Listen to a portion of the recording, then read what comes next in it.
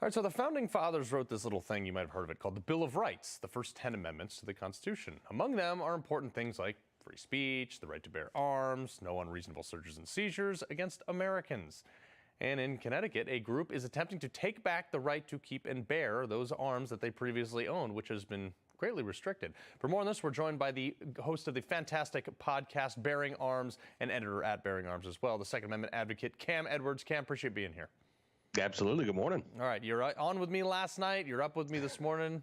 I don't know. We got to start paying you or something. I don't know. So a new lawsuit is attempting to overturn the state prohibition on what they call modern sporting arms or assault rifles in Connecticut. And that was in response to the 1160 bill that was passed after Sandy Hook that said if you own an AR-15, you either got to register it or get rid of it.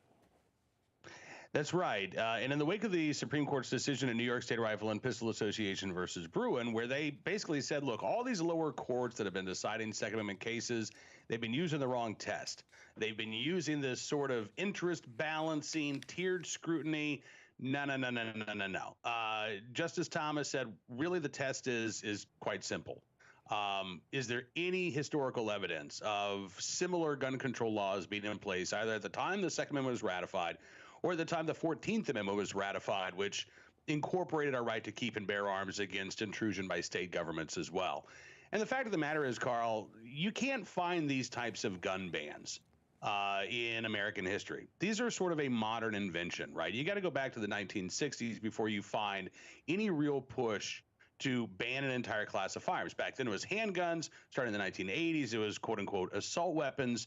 But the bottom line is that the right to keep and bear arms protects the right to own arms that are in common use. And AR-15s and other modern sporting rifles are absolutely in common use by tens of millions of Americans across this country. Yeah, well, you said an interesting statistic last night that there's like 25 million of these in common ownership, and that was the litmus test, in common use. You said there are more of these than there are Ford F-150s on the road.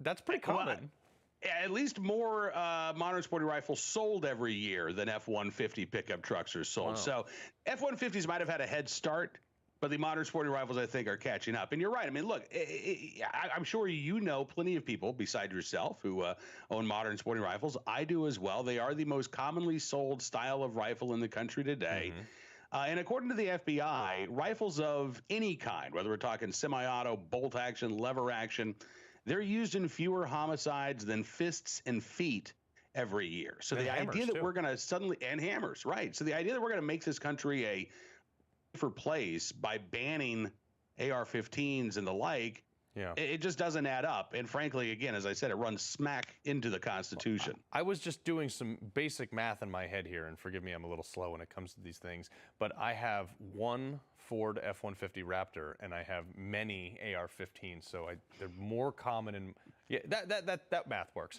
Okay, but this is on the backs of a number of states: Maryland, California. You know, Benitez Brown out in, is it Benitez Brown? Is it Benitez?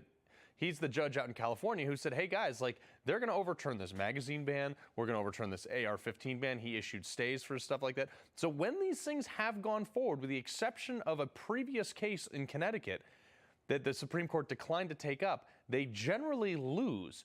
So what happens next when the Supreme Court says, all these AR-15s, you got to let them be purchased back in your states? Are states going to go kicking and screaming like New York is with handguns right now?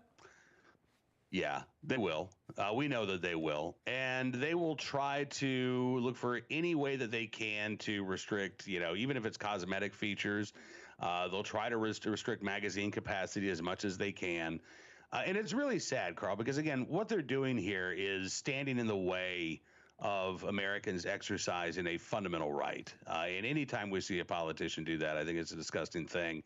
And all you have to do is look at the numbers of applications for concealed carry licenses, for instance, that have been handed over in anti-gun states like Maryland or Hawaii or New Jersey, where up until a few months ago, you couldn't get a concealed carry license. And now there are thousands, in some cases tens of thousands of people who are applying for that concealed carry license for the first time in their life because they know that they've got a chance to get one now.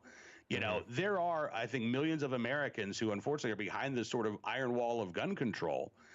They don't live in free states. They live in states that view this right as a wrong.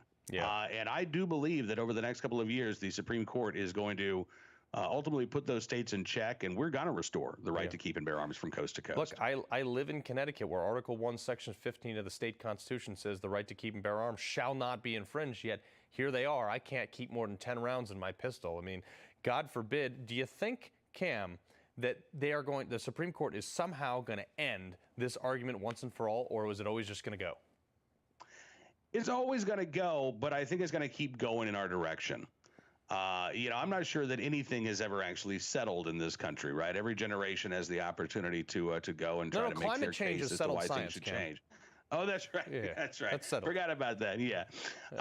What we do about it, how we combat it, is still very much unsettled, however. And I think the same is going to be true with the right to keep and bear arms. The gun control groups and the anti-gun politicians aren't going away, but I think day by day, week by week, year by year, we're going to keep advancing and securing our Second Amendment rights. Cam Edwards in support of bearing scary arms. We appreciate you being here, sir.